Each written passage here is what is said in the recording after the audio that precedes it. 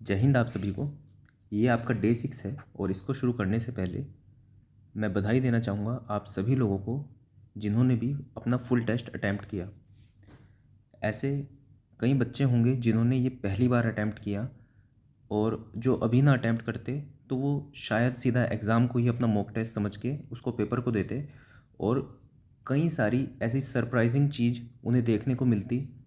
जैसे जब हम घर पर बैठकर क्वेश्चन सोल्व करते हैं तो वो एक एनवायरनमेंट अलग होता है। कई बार हम बैठे बैठे इतने क्वेश्चन सोल्व कर देते हैं, कॉन्फिडेंस इतना हाई हो जाता है, लेकिन जब हम एग्ज़ाम में एक्चुअली अप्लाई करते हैं उन सब चीज़ों को तो उस टाइम पे हम बिल्कुल नील हो जाते हैं। तो बहुत सारी चीज़ें हैं जो मैटर करती है आपकी सिलेक्शन के लिए। तो दो क्वेश्चन जो मैं आज एड्रेस करूँगा, पहला टेक्निकल में मार्क्स कैसे बढ़ाने हैं, दूसरा अटैम्प्ट नहीं कर पा रहे हैं फुल पेपर वो कैसे करना है। देखो लगभग दोनों के बराबर से ही आंसर होंगे इनके। देखो आपके जो मार्क्स होते हैं काफ़ी सारी चीज़ों पे डिपेंड करते हैं। पहला आपकी नॉलेज कैसी है। नॉलेज मतलब हार्डकोर जो आपने नोट्स पढ़े हैं, जो आपने लेक्चर्स देखे हैं, सिंपल बिल्कुल वही नॉलेज। उस नॉलेज के बेसिस पे आपके सामने कोई नया क्वेश्चन आ गया तो आप उसको बना लोगे। जैसे कॉन्सेप्चुअल कुछ क्वेश्चन आया जो आपने कभी नहीं देखा तो उस नॉलेज के बेसिस पे आप बना लोगे। क्वेश्चन प्रैक्टिस, कई बार ऐसा होता है नॉलेज भी है लेकिन आपने कुछ तरह के क्वेश्चन ऐसे होते हैं जो प्रैक्टिस मांगते हैं। जैसे कुछ न्यूमेरिकल्स ऐसे होते हैं आपको फॉर्मूला पता है, आपको कॉन्सेप्ट पता है, लेकिन आप उस क्वेश्चन का आंसर नहीं निकाल पाओगे जब तक आपने उसे 4 बार प्रैक्टिस नहीं किया है। तो क्वेश्चन प्रैक्टिस इंपॉर्टेंट है। PYQs बहुत ज़्यादा इंपॉर्टेंट है। काफ़ी सारे question as it is repeat हो जाते हैं, नहीं तो उनके तर्ज पर ही और दूसरे क्वेश्चन बना दिए जाते हैं। तो अगर आपने PYQ नहीं किए हुए हैं तो आपके साथ के दोस्त जिन्होंने PYQ कई बार लगा रखी है तो वो वाले क्वेश्चन कर देंगे, आप नहीं कर पाओगे। चौथा एग्ज़ाम प्रेशर। आपके पास ये तीनों चीज़ें हैं लेकिन फिर भी आप डिलीवर नहीं कर पा रहे हो एग्ज़ाम में, क्योंकि एग्ज़ाम में एक अलग ही प्रेशर होता है। वो एक प्रैक्टिकल सिचुएशन है। ये थ्योरेटिकल आप पढ़ रहे हो, वहाँ पर आपको प्रैक्टिकली चीज़ें अप्लाई करनी है। तो एग्ज़ाम प्रेशर वाले मोड में आपको बार बार आना पड़ेगा। वो कैसे आओगे आप, जब आप मॉक टेस्ट दोगे, बार बार मॉक टेस्ट दोगे। अब तक आपने बहुत सारे मॉक टेस्ट आपको दे देने चाहिए थे, लेकिन ये मैं मान के चल रहा हूँ कि आखिरी के 20 दिन आपने मुझ पर छोड़ा है सारी चीज़ें और मैं रिस्पॉन्सिबिलिटी ले रहा हूँ ताकि आपकी मैं प्रैक्टिस करा सकूँ।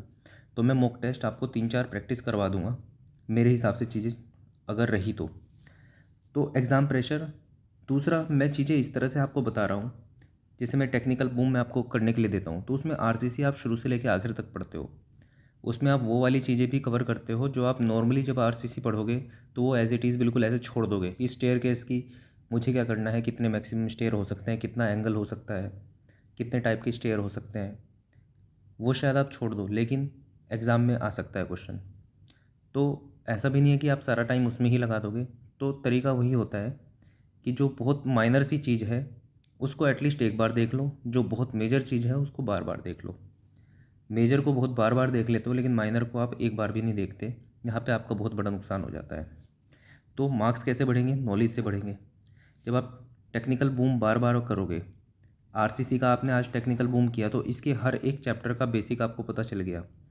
1 से लेकर 100 क्वेश्चन हैं। कुछ क्वेश्चन ऐसे भी आएंगे जिसमें बिल्कुल बेसिक क्वेश्चन पूछे जाएंगे, जिसमें सिर्फ फॉर्मूला पूछ लिया जाएगा, जिसमें हल्का सा कोई कॉन्सेप्ट पूछ लिया जाएगा PYQ के अकॉर्डिंग।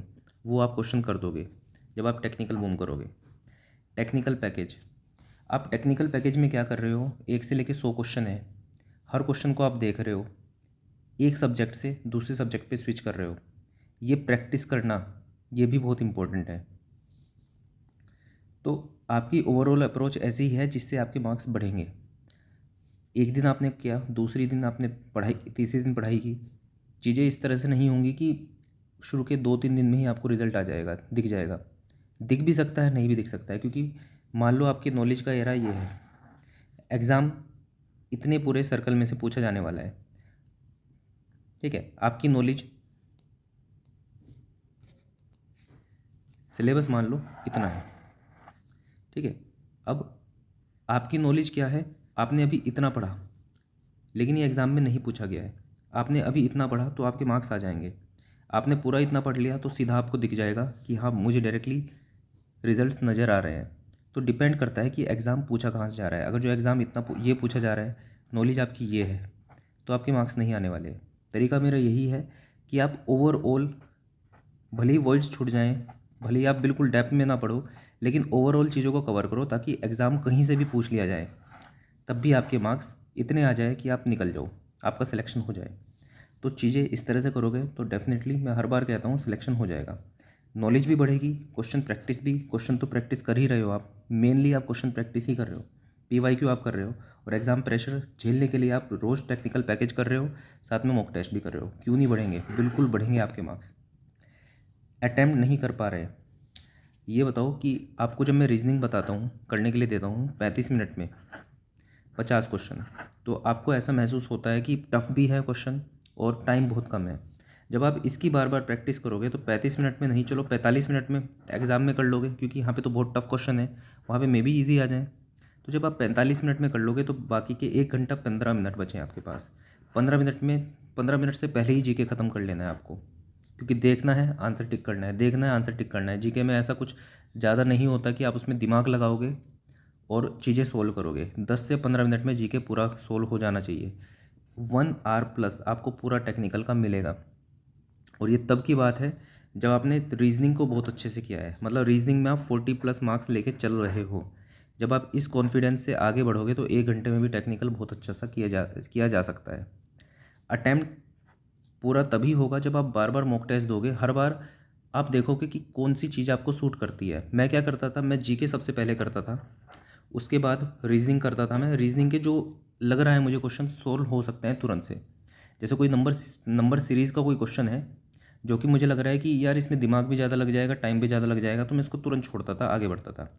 50 में से ऐसे होते थे कुछ 35 के आसपास में क्वेश्चन एक बारी में कर लेता था, जितने मुझे लगते थे इजी इजी। तो 50 क्वेश्चन पहले जीके के पूरे करता था, एक भी नहीं छोड़ता था। ठीक है, रीजनिंग के 35 के आसपास कर लेता था, फिर मैं जाता था सीधा टेक्निकल। टेक्निकल में भी लगभग 100 में से 90 के आसपास कर देता था मैं।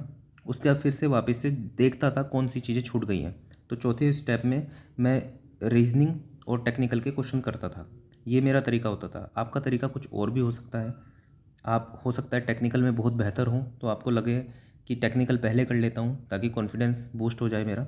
ये सब आपको ही देखना है, आपको ही करना है। ये अटैम्प्ट आपका तभी बढ़ेगा जब आप बार बार प्रैक्टिस करोगे चीज़ों को।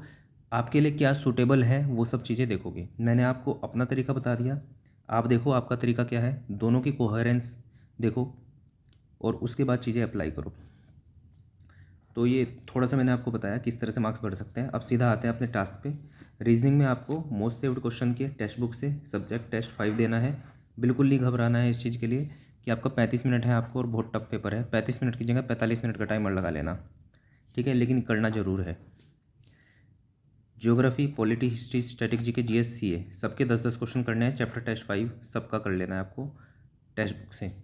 करंट अफेयर में दिसंबर 2023 के 20 क्वेश्चन जो हैं वो आपको कर लेने हैं। टेक्निकल में आपको टेक्निकल बूम करना है आरसीसी का। इसके अंदर आप वाईसीटी या फिर ईएससी से टेक्निकल बूम करोगे। हर एक चैप्टर के 10-10 क्वेश्चन, 15-15 क्वेश्चन, आपकी अपनी स्पीड के ऊपर डिपेंड करता है। ईएससी कर रहे हो तो 10 क्वेश्चन करना भी काफ़ी टफ हो जाता है। वाईसीटी कर रहे हो तो 15 क्वेश्चन तो कर लेना, ठीक है। और ये 1 या 2 सीटिंग में आपको पूरा करना है, ऐसा नहीं कि लास्ट के चैप्टर छोड़ दिए, हर एक चैप्टर करना है। टेक्निकल पैकेज कुछ नई तरीके से कर सकते हो आप। टेक्निकल पैकेज 100 क्वेश्चन होते हैं आपके पास एसएससी जेई के, तो 20 क्वेश्चन का सेट लो 1 घंटे का। इसमें 20 क्वेश्चन मुश्किल से आपको 15 मिनट भी नहीं लगेंगे, क्योंकि पहली बात तो पीवाईक्यू है।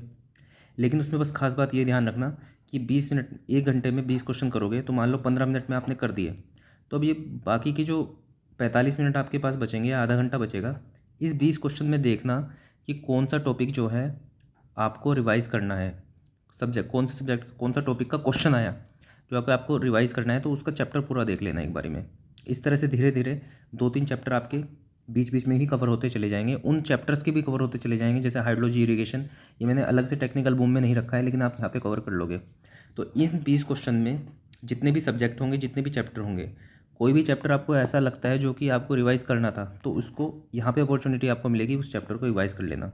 ये 1 घंटा सिर्फ इस 20 क्वेश्चन के लिए, ये 1 घंटा इस 20 क्वेश्चन के लिए, ये 1 घंटा इस 20 क्वेश्चन के लिए, एंड सो ऑन। तो ये 5 घंटे में आपको ये 100 क्वेश्चन भी हो जाएंगे, साथ में इनसे रिलेटेड जो क्वेश्चन पूछे गए हैं उनके चैप्टर्स भी आप साथ के साथ रिवाइज़ कर लेना, इंपॉर्टेंट फॉर्मूले रिवाइज़ कर लेना, शॉर्ट नोट्स भी रिवाइज़ कर लेना, सारी चीज़ें यहाँ पर कवर हो जाएंगी। तो ये था आज का task. That's all for this video. जय हिंद।